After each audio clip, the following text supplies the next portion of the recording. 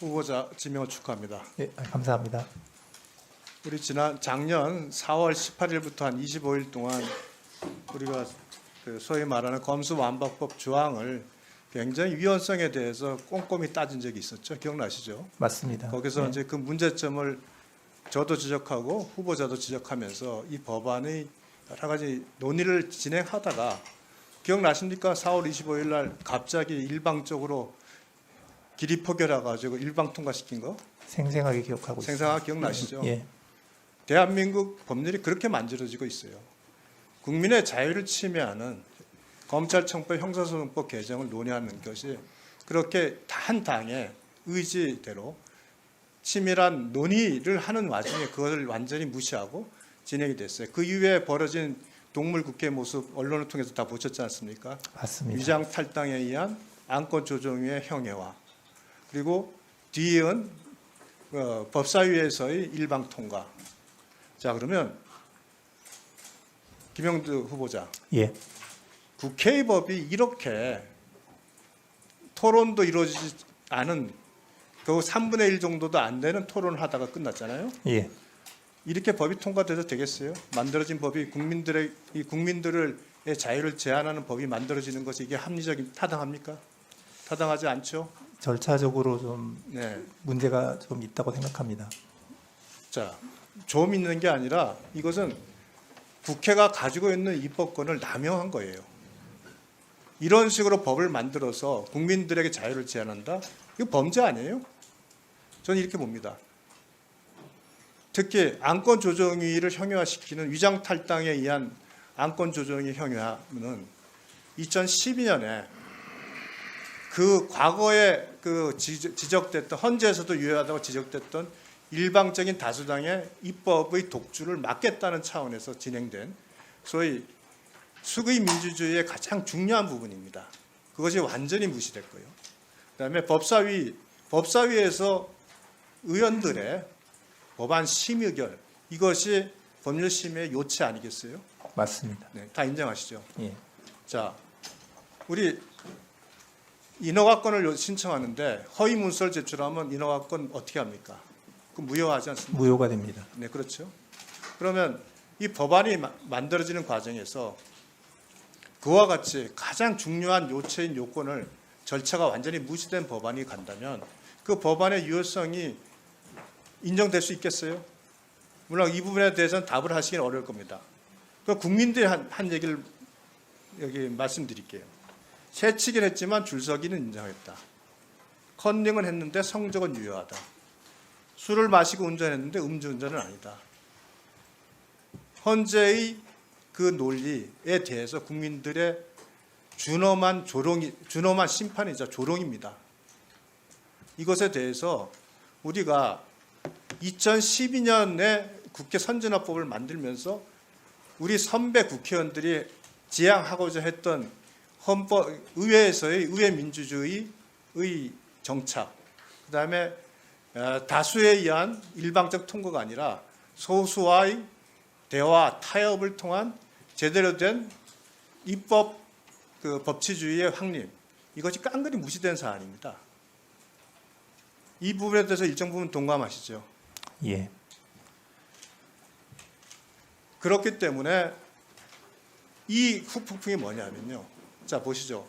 지금 헌재에서 이렇게 인정을 해버리니까 앞으로 이와 같은 행태의 입법 과정, 참 국민들이 보기에도 창피한 그런 입법 과정들이 일방 다수당에 의해서 독주가 돼도 그냥 유효하게 되는 거예요.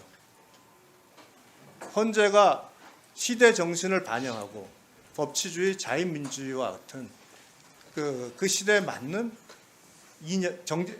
이념을 제대로 구현하면서 그러나 그 속에서 의회 민주주의, 법치주의를 분석하는 데 있어서는 그 사상을 기반으로 해서 제대로 된 객관적이고 공정한 판단을 해야 된다는 겁니다. 왜 비판을 받느냐?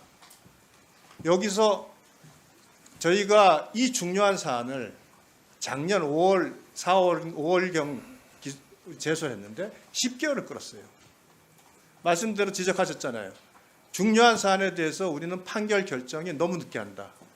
그런데 이 결정이 왜 갑자기 잡혔냐? 4월 달에 김영두 후보자를 비롯한 두 명의 헌법재판관이 변경이 됩니다. 이러한 모습 속에서 헌재에 대한 판결이 논리적 정합성도 떨어지고 또한 그 판단 시기에 대한 의구심을 갖게 되고 이러다 보니 정치 판결이라는 국민적 비난이 온 겁니다. 저는 김영두 후보자에게 요청을 드립니다. 본인이 가지고 있던 얘기 중에 전 제일 와닿는 게 이거예요. 판결 결정이 너무 늦다. 핵심적인 중요한 사안은 신속한 판단을 해줘서 그 판단에 따른 후속 조치는 정치적으로나 실무적으로 이루어지게 만들어야 되는데 헌재는 그런 의미로 완전히 방기하고 있어요. 자, 우리 한번 마지막으로 예. 질문 하나 더 드리겠습니다. 예. 앞으로 만일 이번과 같은 안건 조정의 형해화가 이루어지고 입법 독주가 된다면 이 부분 국민이 용납해야 됩니까? 그 당시에 보면 참 황당했죠. 치열하게 논의하고 조문 하나하나 가지고 다투는데 일방적으로 중단시키고 그냥 거수표결 하고 나가서 법안이 통과시키는 모습 보면서 이래도 되나고 이렇게 법안을 만들어도 되느냐고 생각을 하셨잖아요. 예. 이 부분에 대해서는 철저하게 법치주의, 헌법의 최후 보루를 하는 헌법재판관으로의 자세, 그다음에 객관적이고 공정한, 그러니까 헌법이 갖고 있는 정치적 이념성은 다 있어요. 그러나 그 이념성 기반에서 법률가로서 소신에 따른 직업적 양심에 따른 그런 재판이 돼야지 국민들 존중을 받는 거예요. 판결에 대해서 존중을 받아야 된다고 하는 것은 그 판결 아직은 논리적 정합성, 시대적 정신을 반영할 때 존중을 받는 겁니다.